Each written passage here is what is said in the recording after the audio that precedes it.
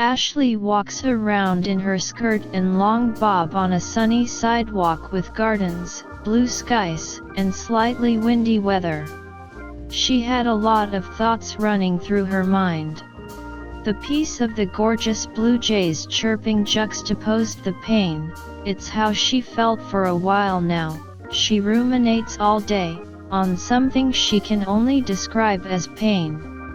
She lost the words for it. She walked around in a disassociated state, many gaps in time. She didn't remember what she was doing before, and she didn't remember going outside.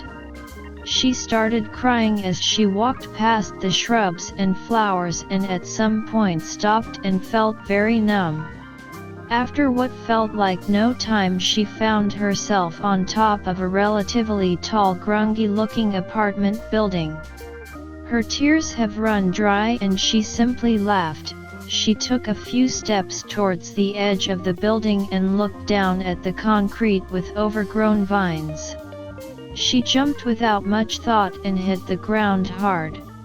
An image of blood and greenery, indescribable wounds. The beautiful girl that once was became a gruesome scene. 1 month earlier, Ashley ate pancakes for breakfast with a rather generous amount of maple syrup. "I love this syrup, Mom. Please get it again." "Mom, sure thing honey," her mother Julie replied. Ashley had celebrated her 18th birthday the day before. Party favors and balloons were still in the kitchen. "Ashley, you look so pretty in that dress." "Julie, you know green is my color." Julie was wearing a light green, almost lime-colored dress to her friend's wedding. "Ashley, tell Martha I said congratulations for her wedding." "Julie, I was going to anyway, sugar." Ashley's friend was going to come by while her mom was at the wedding. Later that day, Ashley gave air kisses to her mom. Julie then walked out past the front gates where the garden with sunflowers was. Ashley waved at the door, then closed it. Ashley brushed her hair in a mirror as she waited for Leslie. Reflecting back at her was dark mascara-soaked lashes and bright pink lips. Leslie is 19, 1 year older. It was a cloudy afternoon. Leslie arrived and rang the bell. "Leslie, hey birthday girl." "Ashley, my birthday passed already. I'm not a birthday girl today." Leslie went into the kitchen, picked up a purple birthday hat and put it on Ashley. Ashley laughed. Leslie said, "That's your color, girl." Ashley said thanks in jest. It was June 7th. Leslie said she was starving. "Ashley, how about some leftover cake and popcorn?" Leslie, "Oh goodness, yes please." As the crackle of the popcorn went on, Ashley was looking outside her kitchen window and saw a strange-looking man. She felt slightly uneasy but brushed it off. She thought maybe this guy was caught in a fire or some severe accident as she looked at his pale skin, vacant eyes, carved smile, and raven black hair. He walked at a relatively slow pace on Thai block across the street, not looking towards them. Ashley felt brief terror but sighed, then went back to making the popcorn. Leslie had been talking the whole time. "Hello, hello, Earth," to Ashley. "Ashley, sorry I didn't realize you were talking." "Leslie, you look like you've seen a ghost." "Ashley, I'm okay, what were you saying?" "Leslie, Tammy got this really dark tan, she looks so pretty, she goes to that tanning salon next to Tuesday Deli.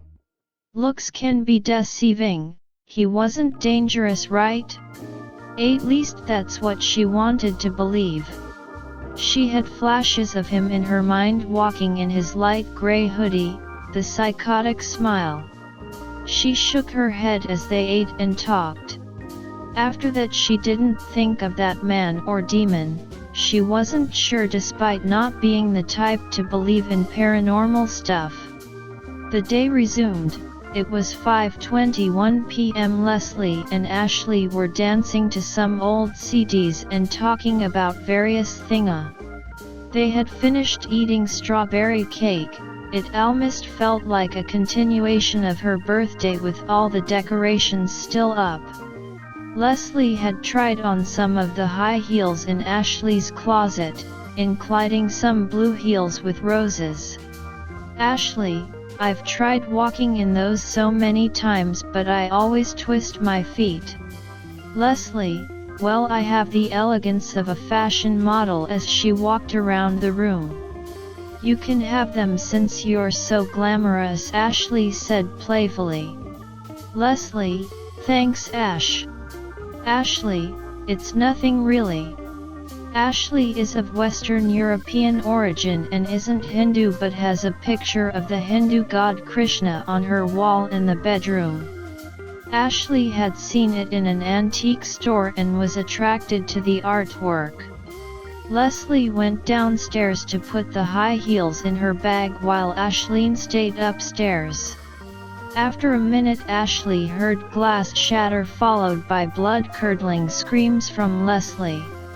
It was 6:39 p.m. at this point.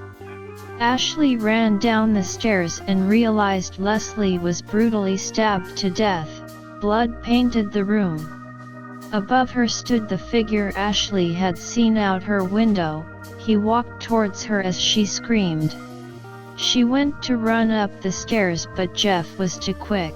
The delirious killer grabbed her at the top of the stairs and threw her over the rail with ease. He could have killed her right there but he wanted a slower death. Ashley hit the ground. The red carpet broke her fall slightly but she was still in immense pain. He looked at her as she slowly got up, taking shallow breaths. She heard in an evil tone of voice, "Go to sleep." She went to the nearest room as fast as she could. She slammed the door shut and quickly locked it. It seemed like as soon as she locked it he was trying to turn the doorknob. Ashley screamed as Jeff proceeded to stab the door. Ashley left from the window. She ran down the street and saw police cars. The neighbors had called the police. She was relieved. They searched the house and surrounding area but no one was there. Ashley was treated at the hospital with only a bloody nose and lips and some hairline fractures. She was sad about Leslie and the whole time she thought Jeff would appear in the hospital room and the staff had to reassure her. She kept going back and forth between crying and intense paranoia. She didn't forget that face, those soulless eyes, that permanent deranged smile. She laughed in the bright white room.